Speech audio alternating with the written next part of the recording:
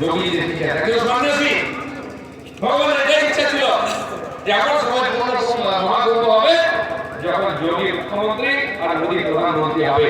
এই দুই ভক্ত কিন্তু হৃদয় সম্রাট ভগবান তাদেরকে এই সময় নিয়েছে, তাদের হাতে দায়িত্ব নিয়েছে, তাই এত সুন্দর ব্যবস্থা হয়েছে।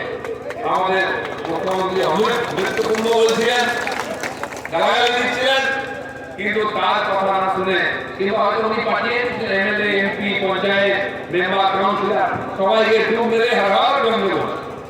তার এমপিদের স্টেটমেন্ট আপনি শুনেছেন, ঘুরি ঘুরি প্রশংসা করছেন ব্যবস্থা এবং যোগী। তো যারা পূর্ণার্থী, যারা আগের জন্মে পূর্ণ করে তাদেরকে ডুব মেরে দিল, আর যারা পারল না, যারা পূর্ণ নাই গত জন্মে, তারা পৌঁছতেই পারল না। কিন্তু আমরা জান ভগবান রামচন্দ্রকে গালাগালি দিই বা প্রশংসা করতে উদ্ধার হবে, তার সঙ্গে ক্লাস বা তার হাতে মৃত্যু হওয়ার উদ্ধার হবে।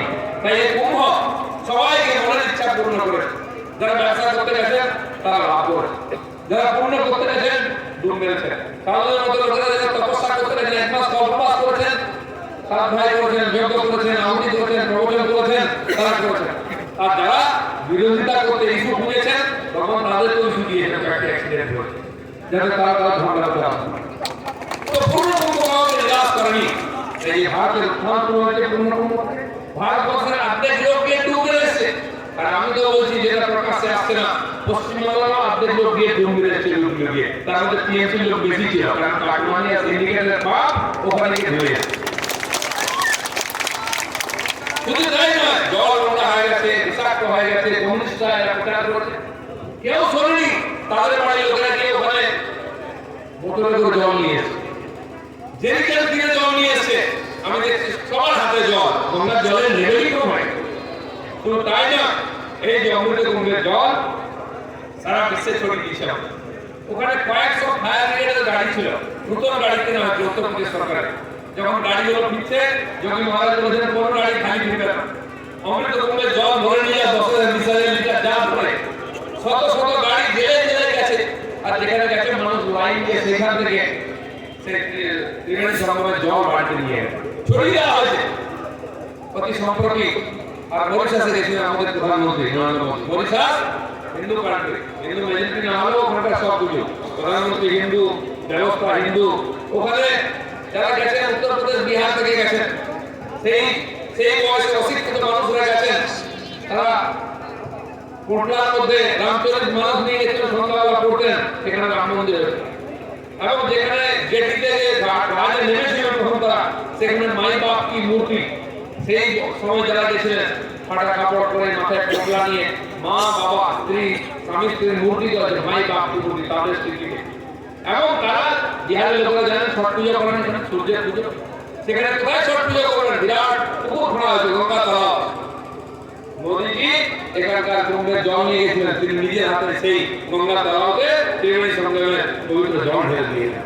শুধু তাই নয়, লক্ষ্মী অ্যাওয়ার্ড যিনি আমাদের আমেরিকাতে এখন মন্ত্রী হয়েছেন, ভাইস প্রেসিডেন্ট ছিলেন, তিনি এসেছিলেন অতি সম্প্রতি। তাকে কোনো দামি জামা কাপড় গয়না দেওয়া হয়নি, কি দেওয়া হয়েছে? কলসি করে পবিত্র ত্রিবেণী জল আমাদের প্রধানমন্ত্রীকে ভেট করেছেন। সারা বিশ্বে আজকে হিন্দুত্বে ভারতীয় সংস্কৃতির প্রচার হচ্ছে হবে, নতমস্তকে সবাই স্বীকার করছে। এবং এই কুম্ভ চোখ খুলে দিচ্ছে, ভক্তি থাক না থাক অনুসন্ধান করতে লোকেরা এসেছেন, ডুব মেরেছেন।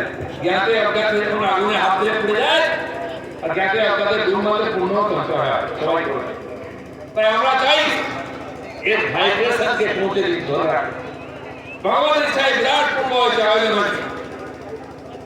6,500-7,000 কোটি টাকা খরচা করছে যোগী মহারাজ, এটাও রেকর্ড।